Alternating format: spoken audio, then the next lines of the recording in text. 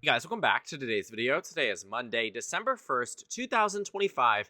Happy Election Eve. Tomorrow we will have our final major special election on the national level out of Tennessee's 7th Congressional District. An election that's going to be taking place between Matt Van Epps and Afton Bain, two candidates vying to be the next congressperson from a Trump plus 20 district that both parties have now invested millions of dollars in the 2025 cycle, as well as last-minute rallies on the Democratic side from Representative AOC, as well as, former Senator and Vice President Al Gore in the state, as well on the Republican side, as Speaker Mike Johnson and President Donald Trump go down to the state and hold a tele-rally and in-person events across the district to try to convince Republicans to turn out in this special election that Democrats are largely seen as, to put it best, by Zachary Donany, who does great analysis here at Vote Hub. If you're interested in his take on the race, Democrats are punching above their weight.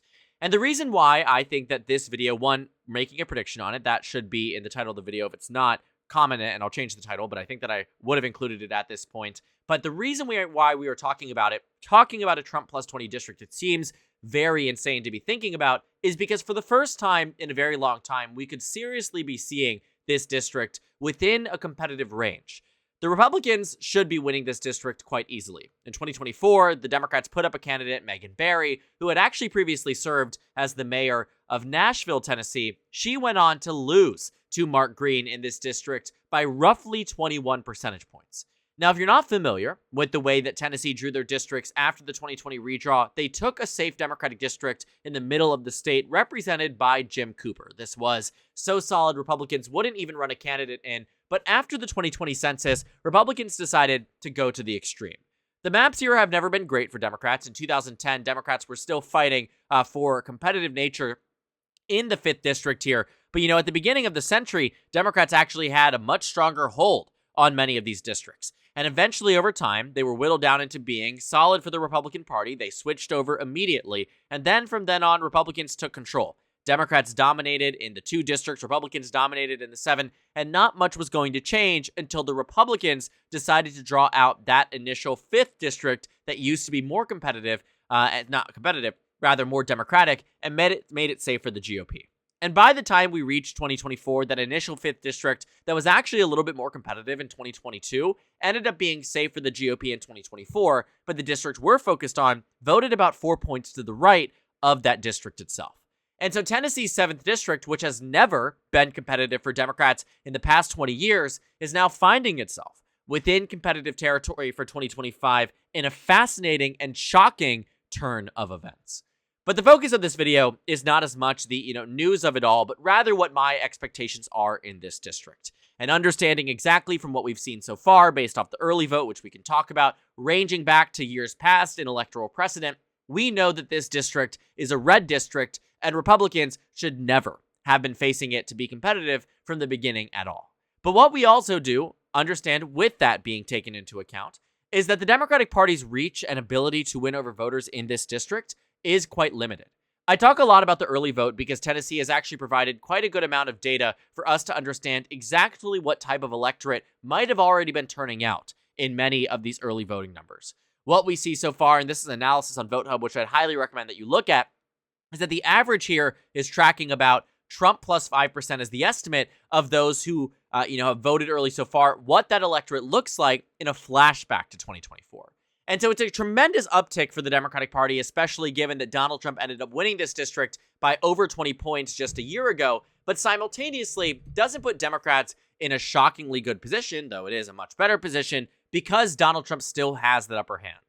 It shows that, there is a 95% range that we're within Trump plus 14 and Harris plus 2.5, meaning that it is certainly a more Democratic electorate than what it was a year ago.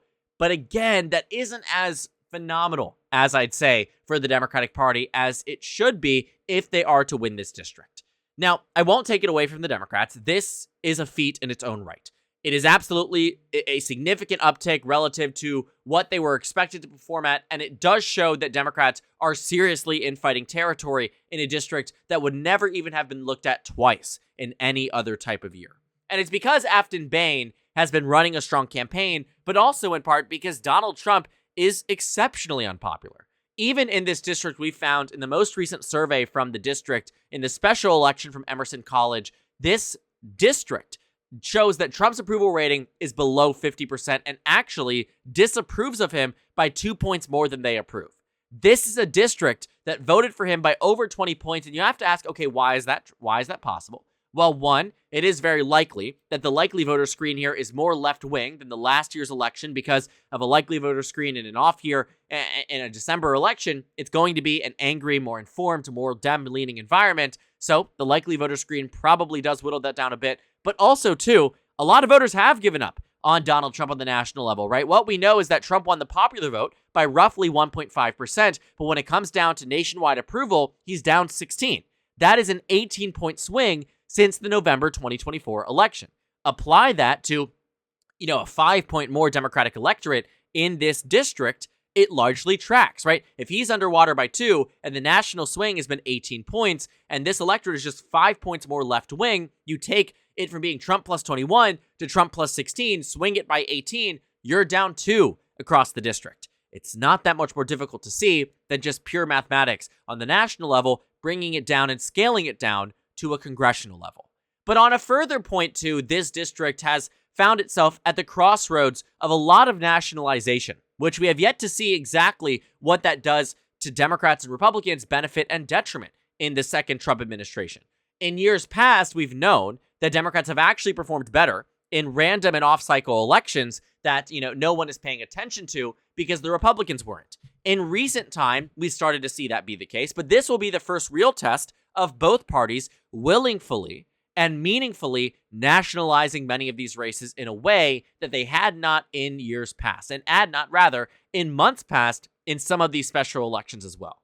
And I think the standard convention now has been similar to a few years ago, that if Republicans don't know about an election, they aren't going to turn out and vote, and that Democrats will. In the post-Dobbs era, that has largely been the case. This time, this is a super well-known race.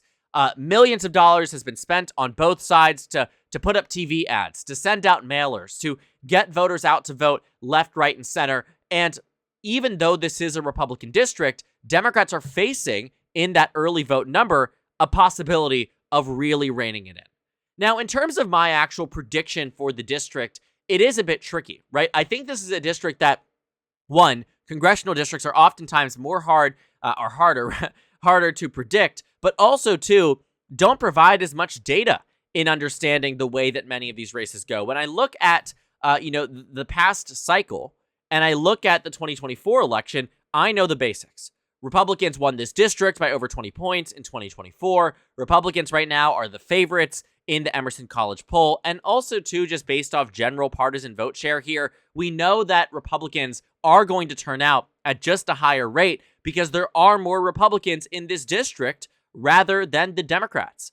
And while the national political environment is not positive for Donald Trump, it isn't amazing enough for the Democrats that it means districts like these are automatically going to be seen as toss-ups or as an opportunity for Democrats to really break it down. It really only has the fact that early voting is, a primary point of voting for the Democrats, that because they've been able to keep it to an average here of roughly Trump plus 5, that it keeps it within competitive territory for the Democratic Party, but it certainly does not make them the favorites. And thinking about here, too, early voting in Tennessee typically only runs about 0 to 5 points more Democratic than the final vote. It is fair to say that Democrats will have a meaningful turnout advantage. And that's been the driving factor as to why we've even been bullish on the Democratic Party's odds at winning here.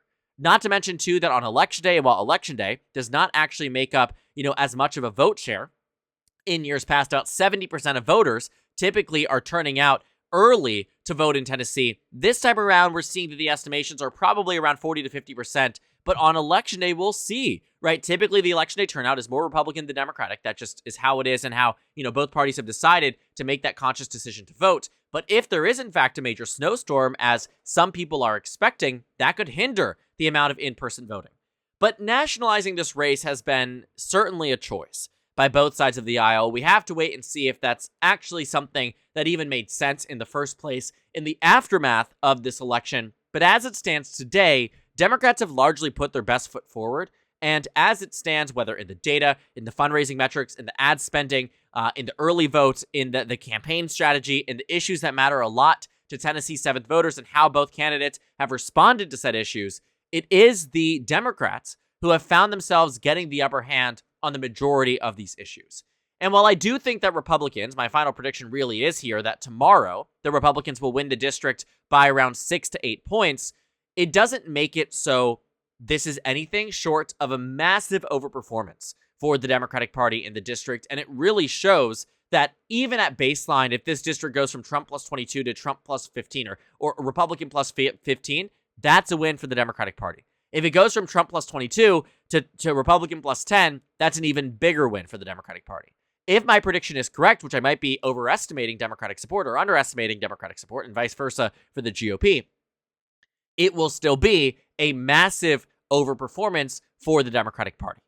And it reminds me a lot of those early and preliminary victories in special elections like the ones you saw in 2017 and 2018 that didn't always amount to a Democratic victory in Congress. In fact, only one time was that in fact the case, and that was Pennsylvania's 18th congressional district, that Democrats ended up actually winning a district despite a multitude of moral victories in district after district that foretold what would be the 2018 wave year. And so as much as Republicans, again, could try to act like this is a non-big deal, it doesn't matter the way the district goes. If they win it, and that's the only headline that needs to be taken away. One, they are coping, and two, they are doing so because they know the narrative has been long gone. That Democrats have been consistently overperforming in a multitude of districts and elections, gubernatorial races, mayoral races, whatever it is, name it. The Democrats are overperforming because of one common denominator: the President of the United States. And so I do think that will be a factor in Tennessee 7th. I think to a lesser degree than in other toss-up districts, competitive districts, whatever it might be. This district is still, however, red through and through. And while I do think that Democrats will come closer to victory, I do not think it will be at a point that we can say Democrats will win Tennessee's 7th. But never say never. There is still an outsized chance that Afton Bain ends up being the next congresswoman from this district. And as much as I do believe, at its core, will vote for the GOP in 2026, it will also be one of interest in future elections because Democrats are going to give more than just Tennessee 7th. They're everything in the future. Districts that are within a few points, 10 points, 15 points, will suddenly be seen as within reach and in range. And I can guarantee you this: Democrats will 1,000% invest in it because they need to. And if they do not, they run the risk of losing elections that could be very winnable in 2026. And the election results tomorrow will tell us a lot about those districts that are seemingly on the upper hand, if Democrats could actually win them. But as it stands in my final prediction, Matt Van Epps wins by 6 to 8 points, but only time will tell to see if I am correct. So thank you guys so much for watching this video. Make sure to comment down suggestions below. Subscribe on the left if you haven't already, and check out the Instagram and Twitter. At the bottom left of the screen, there's also a Discord server for you to go ahead and join. On the screen, there's a video for you to watch, and then a playlist for my 2026 House election analysis videos. Again, thank you guys so much for watching, and I will see you all tomorrow.